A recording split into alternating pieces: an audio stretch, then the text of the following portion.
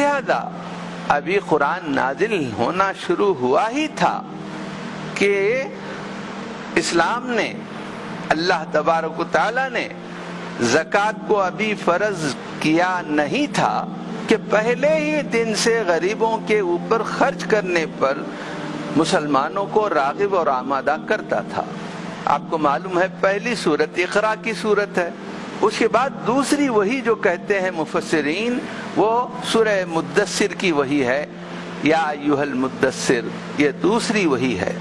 اللہ تعالیٰ نے پہلی وحی میں اقرا کہا تو دوسری وحی میں نبی کریم صلی اللہ علیہ وسلم سے مخاطب ہو کر جو سورت نازل ہوئی سورہ مدثر ہے، اس میں اللہ تعالیٰ نے فرمایا جہنم میں جانے والے لوگوں سے جنتی پوچھتے ہیں کہ جہنم میں کیسے چلے گئے بھائی آپ لوگ، ما سلککم فی سقر، تو جنتی جب جہنمیوں کو دیکھیں گے تو ان کا پہلا سوال یہ ہوگا کہ آپ یہاں آ گئے کیسے، کس چیز نے آپ کو یہاں پہنچا دیا؟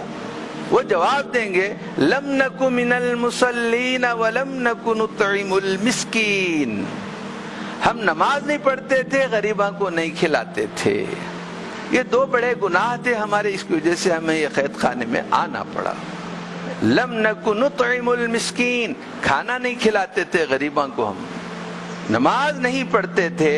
یاد رکھیے میں نے بہت کہا ہے نماز کے اوپر، میں نے یہاں تک کہا ہے کہ وہ مسلمان جو اپنے کلمے کو سمجھتا ہے وہ کبھی نماز نہیں چھوڑے گا، اور جس نے نماز چھوڑ دیا اس نے کلمے کو سمجھا نہیں، تو جہنمی کہیں گے کہ لم نک من المصلین ولم نک نطعم المصلی، نہیں تھے، مسکین کو نہیں کھلاتے تھے، یہ دو کام بڑے گناہ کے ہم کرتے تھے۔ تو اس سے معلوم ہوا کہ ابھی زکوٰۃ کے صدقات کے احکامات نازل نہیں ہوئے تھے کہ پہلے ہی دن سے مسکین کو کھلاؤ، مسکین کو کھلاؤ، مسکین کو کھلاؤ کی ترغیب دی جا رہی ہے۔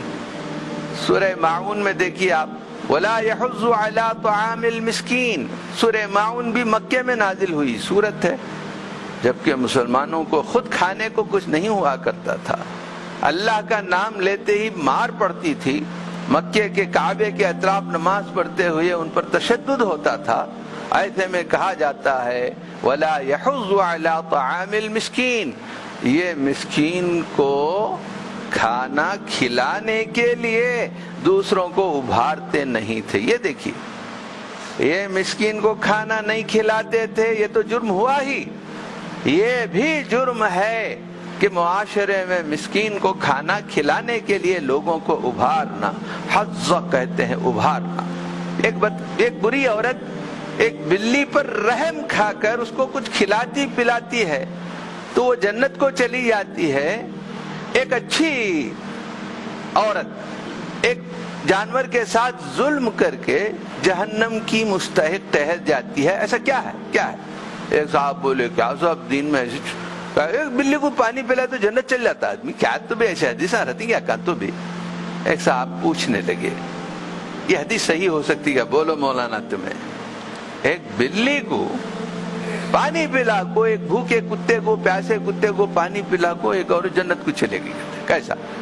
اتنا آسانی سے مل جائے؟ نہیں، یہ کوئی معمولی بات نہیں ہے، اس کے دل کی وہ کیفیت ہے جس میں رحم، ہمدردی، محبت، درد ہے، مخلوق کے تعلق سے پیار ہے، اس لیے وہ جنت کی مستحق ٹھہری، اور اس جذبے کی کوئی قیمت نہیں ہوتی۔